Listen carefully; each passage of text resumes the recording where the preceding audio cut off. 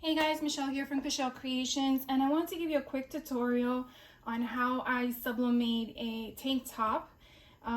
When you're looking for sublimation materials, you do want to make sure that your polyester count is at least minimum 65%.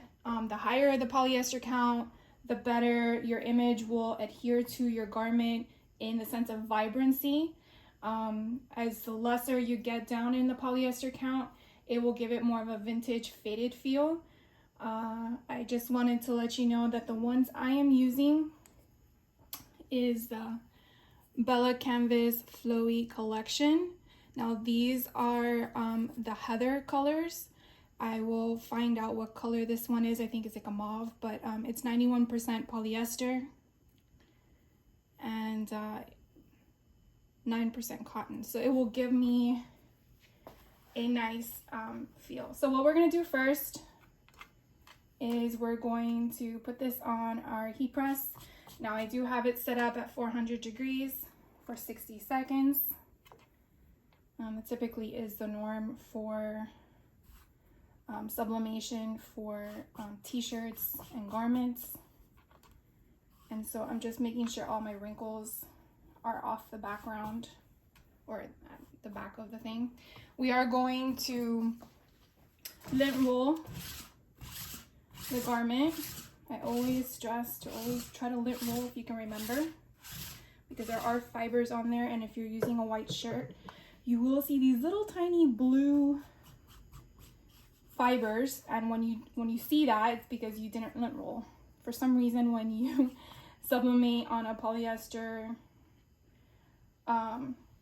garment, it does give you these little tiny blue lints everywhere.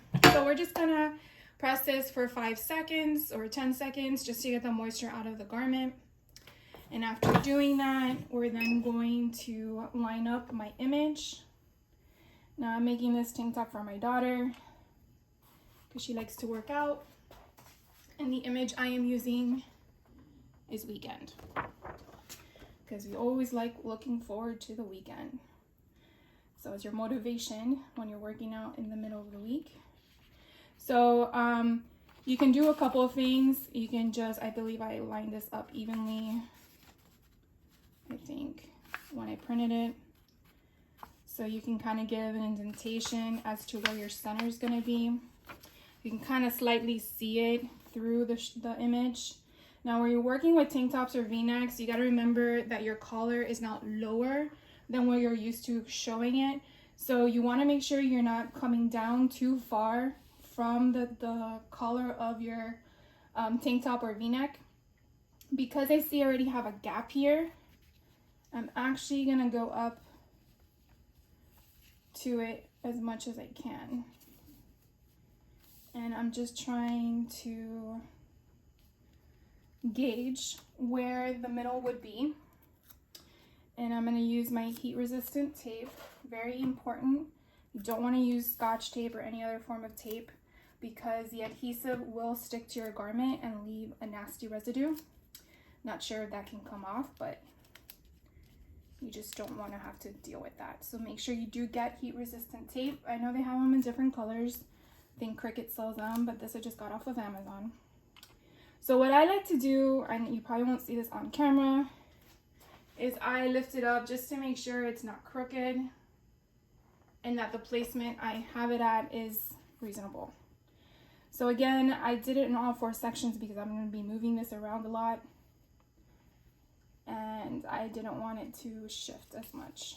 So now that I have that on there, I'm going to use butcher paper, and we're going to put this underneath the garment so that it protects the ink from going from the top of the shirt to the back of the shirt. You obviously don't want to have that shadow transfer unless that's what you were going for. So I'm going to place this underneath, or in between, sorry, in between the tank top. And we're gonna make sure that it gets at least the entire cover of the image, and I believe it does. And again, I'm flattening out the shirt again because I don't want any wrinkles for when I press it. And then we're gonna go ahead and apply another butcher paper on top. Now, something to think about, which that I thought about it. You do have a collar here, and remember that is thicker with fabric than your garment. So you do want to try to bring the garment as close to the edge as possible so that when you're pressing it, it's not giving that gap. You could also use a press pillow if you want to as well. I'm just gonna wing it because again, it's for my daughter, but we'll see what happens. So again, I'm gonna put this down and make sure that your pressure on your heat platen is the right pressure. And we're gonna press it for 60 seconds. So remember a few things, safety procedures. You wanna make sure you're using heat gloves because again, this is very hot. It's 400 degrees. Sure, if you were to grab something from an oven, it will burn your fingers and you don't want burn marks. The other thing you also want to understand is that the butcher paper we are using, you cannot reuse. It's a one and done situation. I got this roll of butcher paper, which I've been using already for a while, off of Amazon. I believe the entire roll, I'm not sure how many feet, is like $12. I can put a link below if you're interested in it.